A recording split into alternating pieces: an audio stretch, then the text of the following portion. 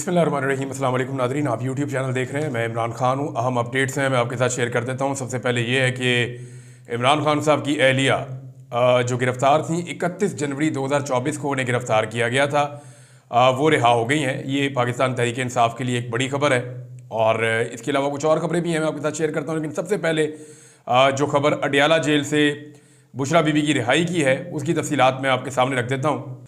ये जो ज़मानत हुई है ये तोशाखाना 2 केस में हुई है और इमरान खान साहब की अहलिया बुशरा बीबी की रिहाई के अहकाम कल जारी किए गए थे और अब रोबकार जारी कर दी गई है, उन्हें रिहा कर दिया गया है। बुशरा बीबी के हवाले से चंद चीज़ें मैं आपके सामने रख दूँ। एक तो इन्हें जिन मुकदमात में जेल में रखा गया वो इंतहाई हद तक आमेज़ हैं और इंतहाई तौहीन आमेज़ हैं और इस लेवल तक पाकिस्तान का निज़ाम कभी नहीं गिरा जितना बुशरा बीबी के मामले में गिरा है।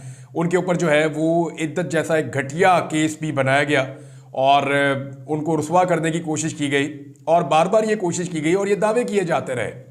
यानी ये दावा जो है वो फैसल वाडा ने किया था सबसे पहले कि बुशरा बीबी इमरान खान को छोड़ जाएंगी, उनके खिलाफ वादा माफ गवाह बन जाएंगी और बहुत सारे और लोगों ने भी इस तरह के दावे किए और वो ये कहते रहे कि इमरान खान के बहुत सारे करीबी लोग छोड़ जाएंगे। बुशरा बीबी के बारे में खास तौर पर लोग कहते थे। लेकिन इन 9 महीनों की कैद में बुशरा बीबी जो है वो डटकर इमरान खान के साथ खड़ी रही। यानी उन्हें पहले बनीगाला के अंदर हाउस अरेस्ट किया गया था, लेकिन उन्होंने खुद दरखास्त दी, एक दफ़ा नहीं कई मरतबा दी और अदालत से रुजू करने के बाद जेल जाना पसंद किया कि जी मुझे मेरे शौहर के पास जेल में भेज दो, मैं कोई सहूलत नहीं लेना चाहती। तो बहरहाल बुशरा बीबी ने एक नई एग्जाम्पल सेट कर दी है। 9 माह इन्होंने जेल काटी और इस तरह के जराइम में जेल काटी जो किसी भी साबिक खातून अव्वल के लिए कभी जुर्म करार ही नहीं पाया। मिसाल के तौर पे तोशाखाना से जितनी भी खातून अव्वल रही हैं या बड़े ओहदों पर बैठे हुए आदमियों की जो बीवियां हैं वो तोशाखाना से हज़ारों गिफ्ट ले चुकी हैं अब तक, लेकिन कभी भी किसी को इसके अंदर गिरफ्तार नहीं किया गया। बुशरा बीबी एक गैर सियासी खातून है लेकिन उन्हें गिरफ्तार रखा गया और इसके अलावा जो है वो तोशाखाना के मामले में तो सबसे पहली जिम्मेदारी सरकारी अफसरान की होती है कि सरकारी अफसरान तोहफा जमा करते हैं, तोहफे की कीमत लगाते हैं, तोहफे को काउंटर चेक करते हैं, दूसरी कीमत लगाते हैं, फिर उसकी कीमत जारी करते हैं, फिर उसका परसेंटेज निकालते हैं, फिर वो पैसा वसूल करते हैं, फिर वो तोहफा देते हैं। तो सरकारी बंदा कोई गिरफ्तार नहीं हुआ, लेकिन तोहफा खरीदने में एक खातून को गिरफ्तार कर लिया गया और वो भी साबिक खातून अव्वल। तो ये एक सियासी इंतकाम था जिसमें इमरान खान से बदला लेने के लिए उनकी अहलिया को 9 माह तक जेल में कैद रखा गया। इन 9 महीनों में बुशरा बीबी ना तो बीमार हुई, ना ही वो अस्पताल गई, ना ही उन्होंने इलाज मांगा और ना ही उन्होंने कोई डील मांगी। निज़ाम थक गया और फिर निज़ाम की गिरफ्त ढीली पड़ गई। अब कुछ लोग जो है वो तासुर दे रहे हैं। यानी फैसल वाडा ने स्टेटमेंट दिया था एक दिन पहले कि जी बुशरा बीबी अब रिहा हो जाएंगी। तो मैं आपको बताता हूँ वो स्टेटमेंट क्यों दिया था और क्यों देना पड़ गया था। हुआ ये है कि अब मजीद क्या मुकदमा बनाएंगे बुशरा बीबी पे। क्या एक औरत को 9 महीने तक जेल में रख लेना काफ़ी नहीं है? बहुत है। इससे ज़्यादा क्या किया जा सकता है? इस निज़ाम ने धांधलीज़दा इलेक्शन करवा दिया, इस निज़ाम ने 2 नंबर बजट पेश कर दिया, इस निज़ाम ने IMF के साथ तारीख की बदतरीन डील कर ली, इस निज़ाम ने पाकिस्तान की तारीख के महंगे तरीन कर्जे ले लिए, इस निज़ाम ने लोगों की बहू बेटियों और बीवियों को उठाकर एक फस्तायत सदा और पैसा खर्च करके अरबों रुपया देकर एक आईनी तरमीम भी कर ली और 26वीं आईनी तरमीम जो है वो पाकिस्तान के आइन पे एक स्याह धब्बा बन के आई है। जिस तरीके से इस तरमीम को रात के अंधेरे में शब खून मार के पास करवाया गया, ये सारा कुछ करने के बावजूद ना तो इमरान खान की मकबूलियत कम हो रही है और ना ही उनकी तहरीक जो है वो टूट रही है। पूरी दुनिया में इमरान खान के लिए आवाज़ें उठ रही हैं और इस बोझ को कोई कब तक उठाए। तो फैसल वाडा क्योंकि सिस्टम के अंदर रहते हैं, उन्हें कल पता चल गया था कि अब ये निज़ाम बुशरा बीबी पे कोई नया मुकदमा नहीं करना चाहता। हालांकि निज़ाम ने टाइम लिया इसके ऊपर सोचने में, अप्रूवल लेने में, क्योंकि कल देखें ना जब इनकी ज़मानत होती है तो सारे जज गायब हो जाते हैं, कोई भी जो है वो रोबकार जारी नहीं होती, अब प्रोसेस में नहीं जाता मामला। ज़मानत तो हो चुकी है लेकिन मामले का प्रोसेस आगे नहीं बढ़ रहा, सारे जज ही गायब हो गए। लेकिन उसके बाद फिर टाइम लिया गया, सोचा गया, शाम तक फैसला हो गया कि ठीक है जी अब बुशरा बीबी को रिहा होने दिया जाए। तो जब ये फैसला कर लिया गया तो फैसल वाडा को पता चल गया वो सिस्टम के अंदर का आदमी है। तो फैसल वाडा ने कहा जी ठीक है अब बुशरा बीबी घर चली जाएंगे, लेकिन तासुर ये दिया कि जैसे कोई डील हो रही है। भाई अगर डील करनी होती तो 26वीं आईनी तरमीम से पहले डील करते, डील करनी होती तो इलेक्शन से पहले डील करते, डील करनी होती तो 9 महीने जेल में ना पड़े रहते। तो ना बुशरा बीबी ने डील की है तो ना ही कोई इमरान खान डील कर रहे हैं। बहरहाल बुशरा बीबी ने बड़ी मुश्किलात पैदा कर दी हैं मरीम नवाज़ के लिए और नून लीग की तमाम औरतों के लिए, बिलावल के लिए, आसफा के लिए, और ये जो पीपल्स पार्टी है इसकी तमाम औरतों के लिए भी मुश्किल पैदा कर दी है।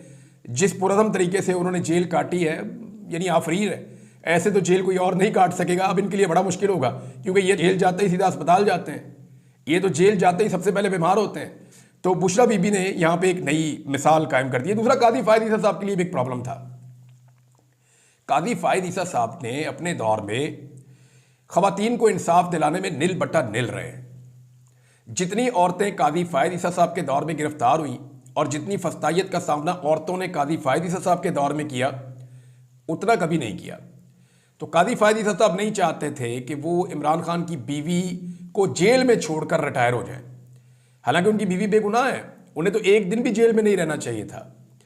लेकिन काजी फायद ईसा साहब ने लोगों को फेस भी तो करना है ना, कहने के लिए एक जुमला होना चाहिए, देखिए जी मेरे दौर में ही वो बाहर आ गई थी। तो ऐसा नहीं है, काजी फायद ईसा साहब ने ही उनको इतने अरसे तक जेल में रखवाया।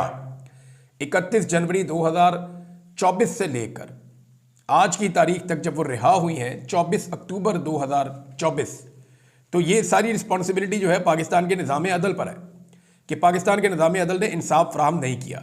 निज़ाम अदल की हालत क्या है ज़रा आप ये भी देख लें। जो जज बेचारे फैसला करना चाहते हैं उनकी सूरत हाल क्या है। यहाँ एक जुमला जो है वो सारी कहानी सुना रहा है, और जुमला आप सुनेंगे तो आप सर पकड़ के बैठ जाएंगे कि पाकिस्तान की अदलिया की इन्होंने हालत क्या कर दी है। जो जज साहब हैं सरदार एजाज इसहाक साहब, ये इस्लामाबाद हाई कोर्ट के जज हैं, और इन्होंने आज एक हुक्म जारी किया, और हुक्म ये जारी किया कि इमरान खान साहब को लेकर आएँ और अपने वकला के साथ उनकी मीटिंग करवाएं यहाँ अदालत में, और आप सिक्योरिटी इंतजाम करें और इमरान खान को अदालत में लाएं। जिस सिक्योरिटी थ्रेट की वजह से नहीं लाएंगे, इससे मुताल्लिक अदालत को मुतमईन करना होगा। जज साहब का एक जुमला ये भी था कि पता है कि आप इस फैसले पर अमल दरामद नहीं करेंगे, लेकिन फैसला तो हम देंगे, हम तो रिकॉर्ड सीधा रखें।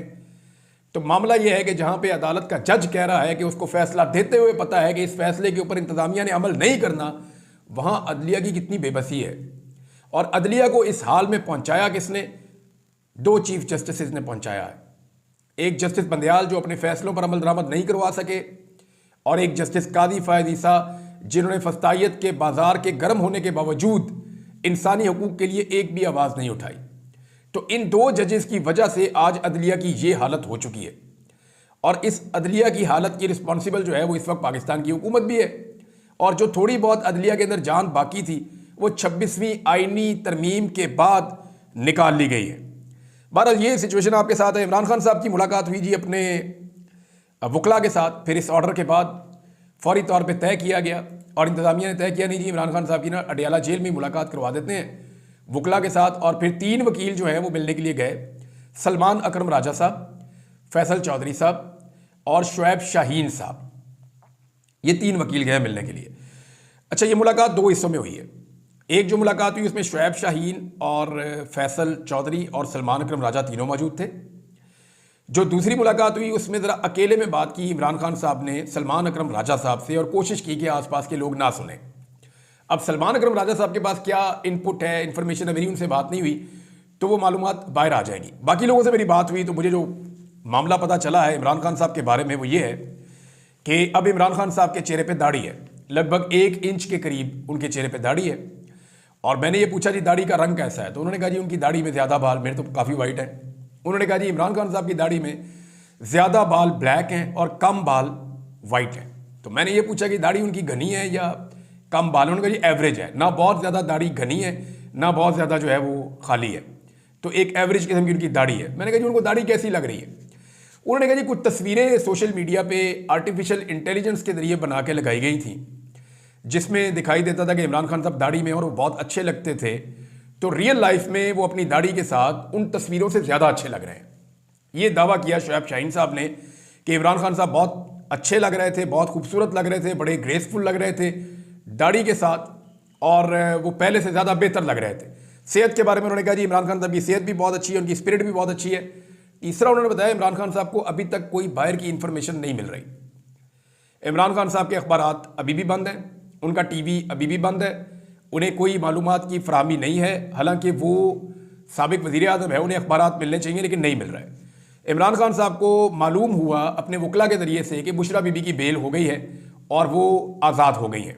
तो इस पे उन्होंने खुशी का इजहार किया कि ये बहुत अच्छा हुआ और ये बड़ी ज़्यादती थी जो हमारे ख़ानदान के साथ हो रही थी। उन्हें कुछ रिलीफ मिला।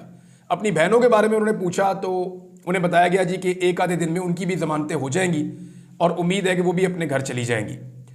तो इस पे इमरान खान साहब ने इन दोनों चीज़ों पे बात की, इनके बारे में इन्हें इल्म नहीं था और उन्होंने बताया कि मुझे अपनी बहनों से या अपनी बीवी से भी नहीं मिलवाया गया, मेरी तमाम मुलाकातें बंद रखी गई हैं। 26वीं आईनी तरमीम का क्या बना, इमरान खान साहब ने यह भी पूछा। तो इस पे उन्हें बताया गया इमरान खान साहब को जी 26वीं आईनी तरमीम जो है वो पास हो गई है और इमरान खान साहब ने इस पे अफसोस का इजहार किया। जो खबर इसके बाद मेरे पास लिखी हुई मौजूद है, मैं आपको पढ़ के सुना देता हूँ कि साबिक़ वज़ीर-ए-आज़म इमरान खान की अडियाला जेल में वकला से मुलाकात हुई, जिसमें उन्होंने 26वीं आईनी तरमीम पर इजहार अफसोस किया। मौलाना फजल रहमान के किरदार पर उन्होंने तहफ़्फ़ुज़ात का इजहार किया। अच्छा, मुझे जो लफ्ज़ बोला गया मौलाना फजल रहमान साहब के हवाले से, जब मैंने खबर इसकी निकाली, उन्होंने कहा मौलाना फजल रहमान साहब के मामले पे इमरान खान साहब ने कंसर्न शो किया है। उन्होंने पूछा कि क्या मौलाना ने वोट डाला या नहीं डाला।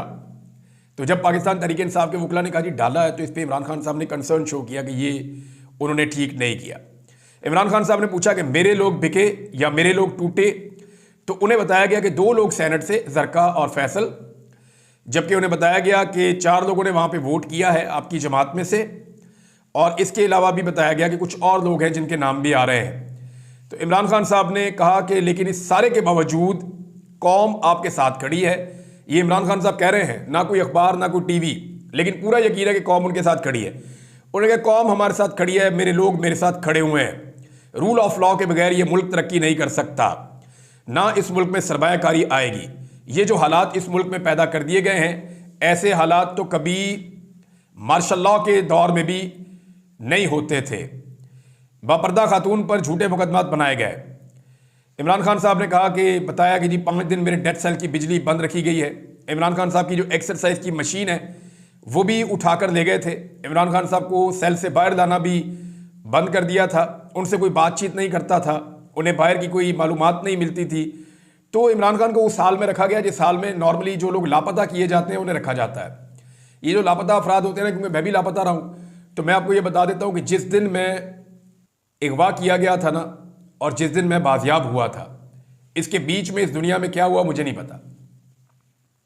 कोई मालूमात मुझे नहीं पता कि मेरे घर में क्या हो रहा है, मुल्क में क्या हो रहा है, दुनिया में क्या हो रहा है, किसी जगह पे मेरे दोस्तों के साथ क्या हो रहा है, आज की खबर क्या है, बाहर हुकूमत किसकी है, ये कुछ पता नहीं होता है। तो इमरान खान साहब को जेल के अंदर भी इस हालत में रखा गया है जो इंसानी हुकूक की बदतरीन खिलाफ वर्जी है।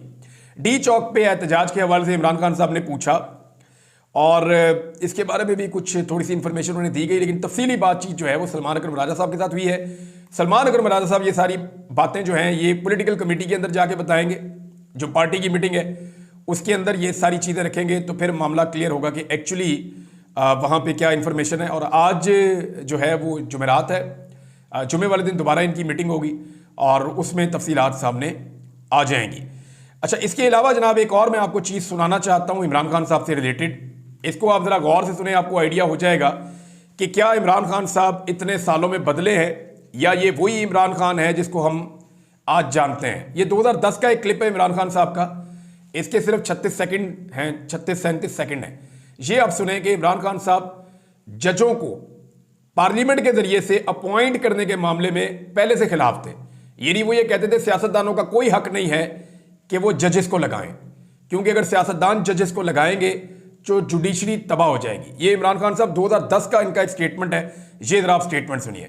इन्होंने पार्लियामेंट्री कमेटी को हक दे दिया जजेस की सिलेक्शन में, मैं इसका सख्त मुखालिफ हूं, क्योंकि ये जुडिशरी की इंडिपेंडेंस की बुनियाद के खिलाफ है। कि आप जज का फैसला करेगा एक पॉलिटिशियन, वो पॉलिटिशियन जो कि पार्लियामेंट में बैठा है, जिसमें वजीर भी बैठे हैं और एग्जेक्टिव भी पार्लियामेंट से आ रहे हैं। ये कोशिश कर रहे हैं लोगों को ये बताने की कि ये अमेरिका के अंदर जजेस का एक सेनेट के अंदर हियरिंग होती है, लेकिन सेनेट में से प्रेसिडेंट और उसकी एग्जेक्टिव नहीं आता। सेनेट भी एक चेक होती है एग्जेक्टिव के ऊपर। यहां पार्लियामेंट से ही प्राइम मिनिस्टर निकलता है और वजीर निकलते हैं, और उस देर वही पार्लियामेंट फैसला करेगी कौन जज बन सकता है कौन। तो ये इमरान खान साहब ने देखें उस दौर में भी मुखालफत की थी। आज से 14 साल पहले का ये क्लिप है जो मैंने आपको सुनाया। उस वक्त भी इमरान खान साहब कहते थे गलत है, जो गलत है उस वक्त भी उसको गलत कहते थे, और आज भी उसे गलत कहते हैं, तो उन्होंने तो अपना मौक़िफ़ नहीं बदला। लेकिन PMLN ने अदलिया के बारे में अपना मौक़िफ़ बदला, पीपल्स पार्टी ने अदलिया के बारे में अपना मौक़िफ़ बदला और जजों को कंट्रोल करने के लिए उन्होंने ये सारा खेल खेला है। दूसरी जानिब जो सुप्रीम कोर्ट ऑफ पाकिस्तान से खबरें आ रही हैं उनमें कुछ चीज़ें इंपॉर्टेंट है। एक तो उम्रे के ऊपर तशरीफ़ ले गए मंसूर अली शाह साहब, लेकिन उन्होंने एक लेटर लिखा और कादी फायद ईसा को खत लिखकर प्रैक्टिस एंड प्रोसीजर ऑर्डिनेंस 2024 पर फुल कोर्ट मीटिंग तक किसी भी खसूसी बेंच का हिस्सा बनने से उन्होंने इनकार कर दिया। मंसूर अली शाह साहब का लिखा हुआ एक और खत सामने आ गया और उस पर उन्होंने कहा जी कि जब तक आप फुल कोर्ट मीटिंग नहीं बुलाएंगे प्रैक्टिस एंड प्रोसीजर ऑर्डिनेंस के हवाले से, तो तब तक मैं किसी बेंच का हिस्सा नहीं बनूंगा। इन्होंने मौक़िफ़ अपनाया कि supreme court practice and procedure committee के सेक्रेटरी को भेजे गए 23 सितंबर 2024 के मेरे खत के मंदरजात मेरी दरखास्त के बावजूद 19 अक्टूबर की मीटिंग के मिनट्स में दर्ज नहीं किए गए। यानी जो मैंने कहा था उसके बावजूद आपने उसको मीटिंग में, कादी साहब ने हर वो काम किया जो अजीबोगरीब ही है। ये पाकिस्तान का पहला जज है जो रिटायर होने जा रहे हैं चीफ जस्टिस, और हर आदमी उन्हें बुरा भला कह रहा है, सवाए ऐसे लोगों के जिन्होंने जुल्म किया, सवाए ऐसे लोगों के जिन्होंने फस्तायत की, सवाए ऐसे लोगों के जिन्होंने इंसानी हकूक़ की खिलाफ वर्जियाँ की। यानी वो तमाम लोग जो इंसानी हकूक़ के मुजरिम हैं, उनके अलावा बाकी सारे कादी साहब को बुरा भला कह रहे हैं। जिस बंदे के आगे आप माइक कर दें, बाजार में चले जाएं, तो लोग कहेंगे कादी फायद ईसा रिस्पॉन्सिबल है बहुत सारी पाकिस्तान में फस्तायत और जुल्म के लिए। दूसरी जानिब जो अमेरिका में खत मंजर आम पे आया है वो दुनिया भर के मीडिया की तवज्जो का बायस बन गया है। इसके बारे में थोड़ी सी तफसील आपको बताता हूँ, ज़्यादा तफसीलात आपको नेक्स्ट वीलॉग में, कुछ और खबरें हैं वो भी मैं आप तक पहुँचाऊँगा। लेकिन दुनिया भर के अखबारात के अंदर अब ये खबर छप रही है, ख़ास तौर पे रॉयटर्स ने इसको छापा है, वॉइस ऑफ अमेरिका ने इसको छापा है, VN न्यूज़ ने इसको छापा है, पाकिस्तान के तमाम बड़े अंग्रेज़ी जो न्यूज़ चैनल्स हैं या जितने भी अंग्रेज़ी पाकिस्तान के अंदर जरीदे हैं, अखबारात हैं, उन तमाम ने इसको छापा है। तो यूरोप में, अमेरिका में हर तरफ ये खबर छपी है और ये बड़ी खबर है कि अमेरिका जोर लगा रहा है, कोशिश कर रहा है कि पाकिस्तान के अंदर जो फस्तायत और जुल्म है वो ख़त्म हो जाए। देखें, हमारे अंदरूनी मामलात में अमेरिका को मुदाखलत का कोई हक नहीं है कि यहाँ किसकी हुकूमत होगी और किसकी नहीं होगी। हाँ, लेकिन इंसानी हकूक़ के मामलात में पूरी दुनिया आवाज़ उठाती है। जैसे हम फ़लस्तीनियों के लिए आवाज़ उठाते हैं, जैसे हम कश्मीरियों के लिए आवाज़ उठाते हैं, जैसे हम दुनिया में कहीं और जुल्म या बर्बरियत हो तो उसके खिलाफ हम आवाज़ उठाते हैं, इसी तरह अमेरिकन की जो खारजा पॉलिसी है उसका एक बड़ा हिस्सा है ह्यूमन राइट्स, उसके ऊपर वो अपनी खारजा पॉलिसी को उसकी बुनियाद पर चलाते हैं। तो वो अब ये आवाज़ उठा रहे हैं। अमरीकी सेनेट में उठती हुई ये आवाज़ या अमरीकी कांग्रेसमैन की जानिब से लिखे जाने वाले ये लेटर्स और मजीद अभी आ रहे हैं, ये पाकिस्तान की एस्टेब्लिशमेंट के लिए इस वक्त एक परेशानी का बायस है। अब तक के लिए इतना ही। अपना ख्याल रखिएगा, अपने चैनल का भी। अल्लाह हाफ़िज़।